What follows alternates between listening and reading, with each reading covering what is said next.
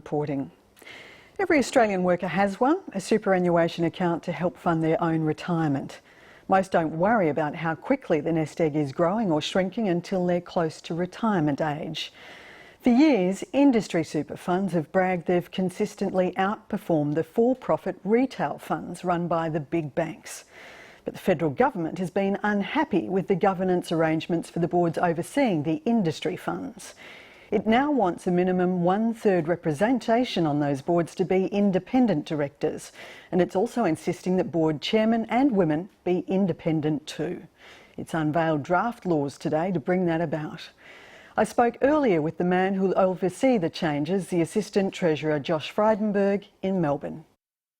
Minister, welcome to 7:30. Nice to be with you, Sabra. In a nutshell, why is this change needed?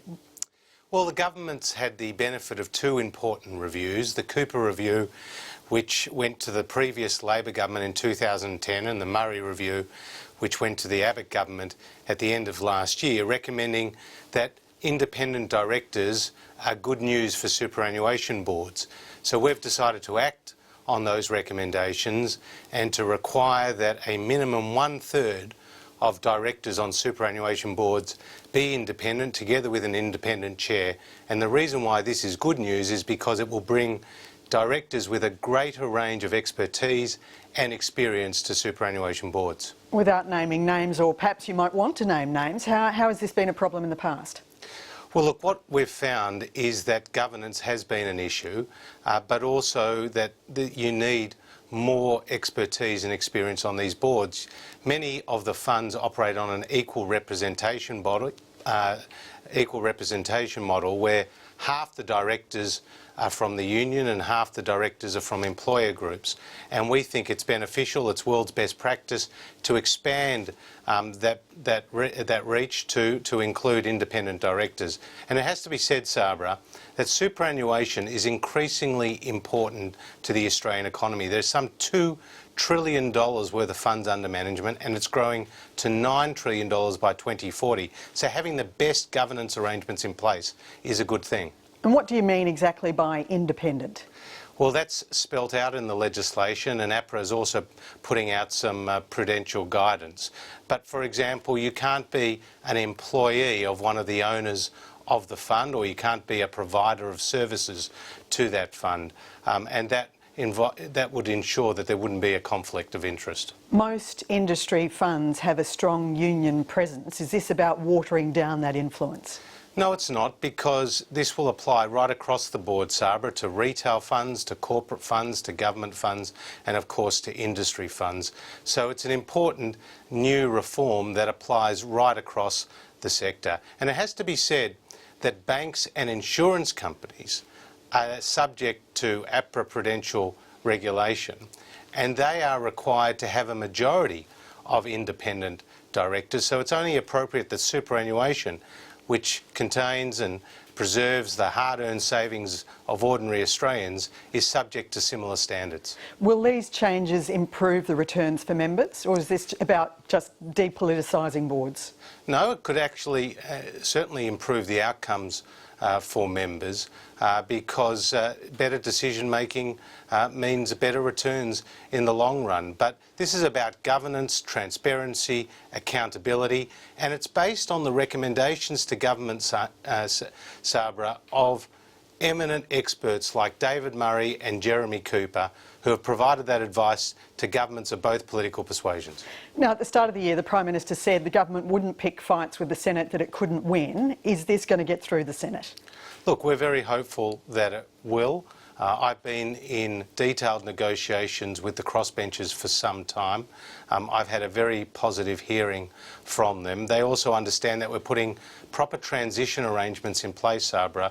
These reforms will not take effect to 3 years after the passage of this legislation through the Parliament, to allow these superannuation bodies to actually acclimatise to this new environment. The industry funds have avoided the scandals that have dogged the retail sector. We've heard about the Commonwealth Bank, the ANZ, Macquarie Wealth, National Australia Bank, and this week we've heard serious allegations around IOOF.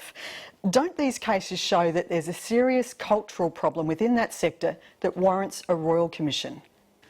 Well, we don't believe we need a Royal Commission, and it's worth pointing out that neither does the Labor Party believe we need a Royal Commission. But you're right, there are significant product and advice failures that has shaken the public's confidence in the financial system. So we're moving on a number of fronts. Firstly, we have, as the Abbott government, have established a register of financial planners. Some 23,000 financial planners now have their name on a public register where consumers can go and check their background. The FOFA reforms, the Future of the Financial Advice reforms, have been agreed between us and the Labor Party and now need time to work, and I soon will be releasing more information about a series of reforms to boost the educational, professional and ethical standards of financial planners, including higher education requirements and a code of ethics. One of your colleagues is convinced that these changes aren't enough. National Senator John Williams crossed the floor this week in support of that Royal Commission, and indeed in this latest case, these allegations around IOOF, that wouldn't have come to light had it not been for media reporting. Well, you're right, those allegations against IOOF are very serious, and I note that ASIC is investigating, and John Williams, to his credit, has been consistent all along, and he did cross the floor. Compare that to Sam Dastyari, who was calling for a Royal Commission and then voted with his Labor colleagues against one in the Senate just last week. But again, the central point being the ASIC, the watchdog here in many of these cases, they weren't the ones blowing the whistle here. It came to light through media scrutiny. Yes, and ASIC, though, is very focused on it. They have had a good record of prosecuting people for insider trading, some 40 people over the last 5 years. But there's more they can do, there's more they will do, and also we're very focused on trying to eliminate and stamp out this sort of misconduct. The public has got the perception here of the government being happy to have a Royal Commission into union corruption, a Royal Commission into home insulation, yet when it comes to white-collar crime and the average Australians losing their life savings, the government doesn't want a Royal Commission into that.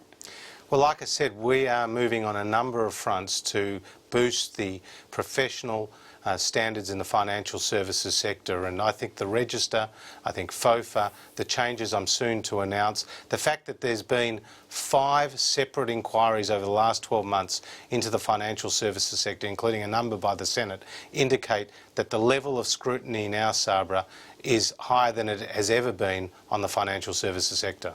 Minister, thank you for talking to 7:30. Great to be with you. Thank you.